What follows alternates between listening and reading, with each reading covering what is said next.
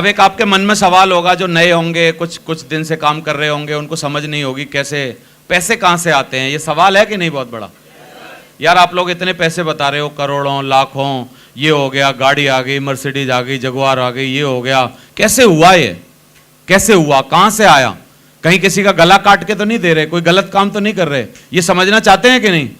तो मैं आपको एक स्लाइड से समझाता हूँ 4-5 मिनट में कि हम लोग पैसे कैसे कमाते हैं। जब भी आप एज ए मैन्युफैक्चरर, कहीं से मैन्युफैक्चरर की तरह सामान कोई बनाता है और आप जब उस सामान को खरीदते हो 100 रुपए में, तो मैन्युफैक्चरर उसी सामान को 35 रुपए में बनाता है। ऊपर आप देखो, और हम कितने में खरीद लेते हैं? 100 रुपए में। जो साड़ियां महिलाएं पहन के बैठी हैं वो 100 रुपए में खरीदी है तो 35 की बनी है। आप जो कपड़े पहन के बैठे हो वो भी सेम है।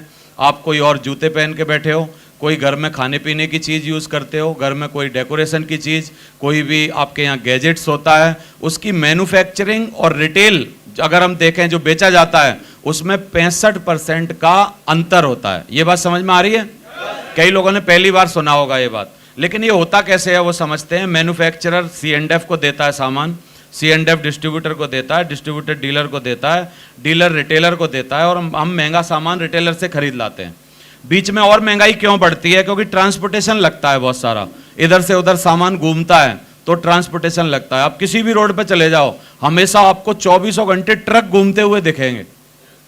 मैं पूछता था शुरुआत में जब मेरे को पता नहीं था, यार ये ट्रक कहाँ जाते हैं इतने सारे, फिर बाद में मुझे पता चला ये सामान लेके जाते हैं इधर से उधर। समझ आ रहा है आपको? तो ये मैन्युफैक्चरिंग, ट्रांसपोर्टेशन की कॉस्ट जुड़ती है, फिर एडवर्टाइजिंग की कॉस्ट जुड़ती है। तो व्हाट वी आर डूइंग, हम लोग क्या कर रहे हैं? हम लोग नेटवर्क मार्केटिंग वाले, हम क्या कर रहे हैं? हम लोगों का कॉन्सेप्ट है बिचौलियों को बीच में से हटा दो, हटा दिए। ट्रांसपोर्टेशन और एडवर्टाइज को कम कर दो। समझ में आ रहा है? इसको भी कम कर दिया साहब। अभी सवाल आ गया कि सामान घर घर कैसे पहुंचेगा? फिर जो लोग रिटेलर पहुंचाता था तो सामान ऐसे पहुंचेगा।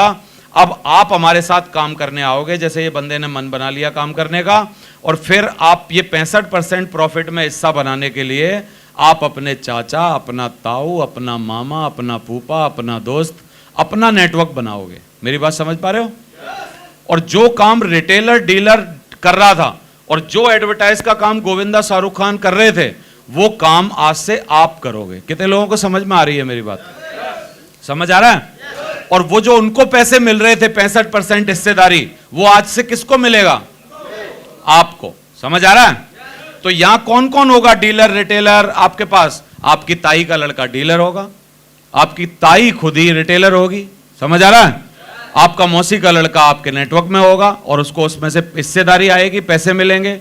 तो कैसा रहे कि हम सबके घर में सामान तो आए ही आए, लेकिन सामान के साथ वीकली पैसे भी आए। बोलो आप। और ये क्या करने से आएगा? ये वो करने से आएगा जो आप बचपन से कर रहे थे। हम में से हर आदमी, अगर आपको कोई अच्छी चीज लग जाए, जैसे आप किसी सुनार के पास गए और अच्छा सोना बनवा लिया, तो हम अगर किसी के घर शादी होगी तो उसको मजबूरी में बोलते हैं मेरे सुनार के पास चल, कम टांका लगेगा। बोलो आप। अगर कोई महिला आप में से अच्छी साड़ी लेके आ गई, तो महिलाओं की तो आदत होती है अपनी दौरानी को दिन में छुट्टी लेके उसको भी उसी दुकान से दिलवाने के लिए ले जाती हैं और खुद के 6 घंटे बर्बाद करती हैं। सही है?